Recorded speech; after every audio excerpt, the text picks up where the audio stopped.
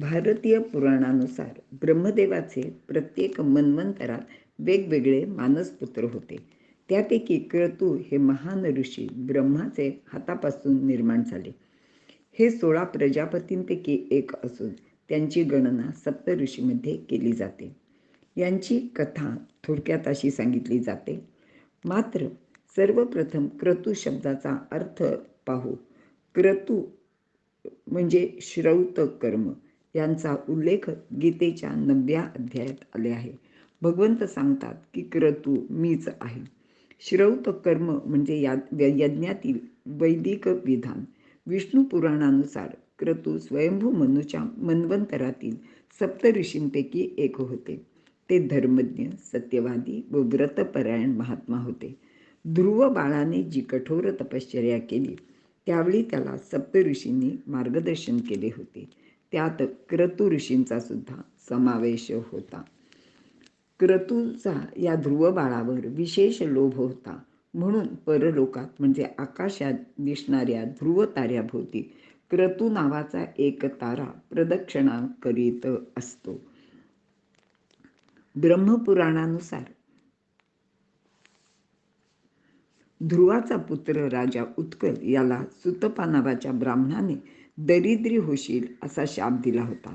त्यावेळी ऋषी क्रतू आणि इतर ऋषींनी त्या ब्राह्मणाला राजा उत्कलाला क्षमा करायला सांगितली आणि त्यानुसार त्या ब्राह्मणाने आपला शाप परत घेतला. अशी सुद्धा एक माहिती सांगितली जाते की सर्वप्रथम ऋषी क्रतू यांनी वेदाचे विभाजन केले होते. त्यानंतर ऋषी क्रतू यांनी वेदव्यासांचे रूपात जन्म घेतला व त्यांनी वेदांचे विभाजन केले आणि 18 पुराणांची रचना केली. क्रतू ऋषींचा विवाह प्रजापती दक्षची कन्या सन्नतीबरोबर झाला होता व तिच्यापासून त्यांना अनेक पुत्रही प्राप्त झाले होते. आपला विश्वास बसणार नाही, पण त्यांची संख्या 60,000 होती असे सांगितले जाते आणि त्यांचा आकार फक्त आपल्या अंगठ्या एवढा होता. त्यांना बालकिल्य असे एकत्र नाव आहे. ते सर्वजण आपल्या पित्याप्रमाणे पवित्र, सत्यवादी, व्रतपरायण असून ते सर्व सूर्याचे पुढे चालतात व सूर्याची अतिरिक्त उष्णता ग्रहण करून पृथ्वीवरील लोकांना त्याचा उपद्रव होऊ नये याची काळजी घेतात.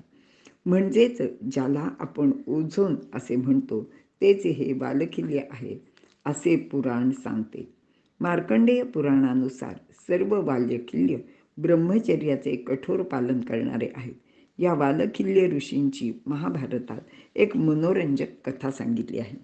प्रजापती कश्यप आपल्याला पुत्र व्हावा म्हणून एक यज्ञ करीत होते.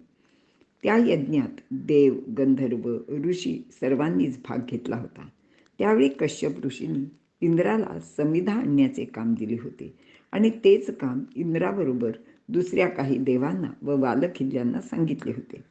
या सर्वांमध्ये इंद्र अत्यंत बलशाली असल्याने त्याने या समिधांचा खूप मोठा भारा गोळा केला. यज्ञाचे ठिकाणी आणून टाकला. तो भारा आणत असताना इंद्राने रस्त्यात या छोट्या छोट्या बालकिल्यांना पाहिले. ते तर सर्व मिळून त्यांच्या आकाराप्रमाणे पलाश वृक्षाची एक छोटी फांदी घेऊन येत होते. ते पाहून इंद्राला खूप हसूच आले. त्याला हसू आवरले नाही आणि तो त्यांना पाहून हसायला लागला. त्यांचा उपहास करून त्यांचा अपमानही केला. अर्थातच बालकिल्य ऋषींना याचा फार राग आला, पण त्यांनी इंद्राला शाप न देता दुसरा एक या इंद्रापेक्षा बलवान इंद्र निर्माण करण्याचे ठरवले. ते म्हणाले की या इंद्रापेक्षा तो कितीतरी शक्तिशाली सुद्धा असेल. यासाठी त्यांनी तप करायला सुरुवात करायचा विचार केला. मात्र ही गोष्ट इंद्राला समजली तेव्हा त्याला खूपच वाईट वाटले आणि तो घाबरून गेला. तो मदतीसाठी कश्यप ऋषींकडे गेला. इंद्राचे म्हणणे ऐकून कश्यप बालकिल्यांकडे गेले व त्यांना म्हणाले की या इंद्राला ब्रह्माने 3 लोकांचा व्यवहार सुरळीत चालावा म्हणून निर्माण केले आहे आणि ब्रह्माची ही निर्मिती व्यर्थ होऊ नये आणि आत्ताच्या या व्यवस्थेत काही उलथापालथ होऊ नये यासाठी तुम्ही तुमचा संकल्प थोडा वेगळ्या विचाराने लक्षात घ्या.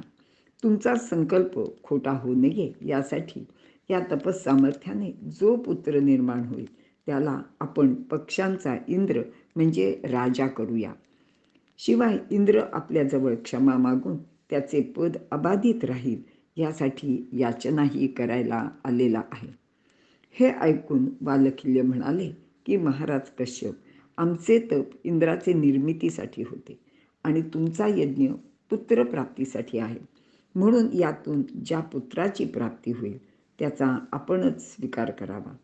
त्याप्रमाणे कश्यप ऋषींना अरुण व गरुड असे 2 पुत्र प्राप्त झाले. पैकी अरुण सूर्यदेवांचा सारथी आहे, तर गरुड पक्षांचा राजा म्हणजे इंद्र आहे. पुराणामध्ये उल्लेख असलेल्या महर्षी अगस्त्य ऋषींनी वातापीला भक्षण करून समुद्र जल पिऊन देवांना सहाय्य केले होते, त्याबद्दल या क्रतु ऋषींनी अगस्त्य ऋषींची अत्यंत प्रशंसना केलेली आहे. क्रतु नावाबद्दल आणखी ही माहिती अशी आहे की क्रतूचा एक अर्थ अग्नी असा आहे. श्रीकृष्ण व जांबवंती यांचे एका मुलाचे नावसुद्धा क्रतू असे होते. क्रतू नावाची एक नदीसुद्धा आहे आणि क्रतूचा एक अर्थ आषाढ असा सुद्धा आहे. या आषाढ मासापासून बहुतेक सर्व यज्ञांची सुरुवात केली जाते.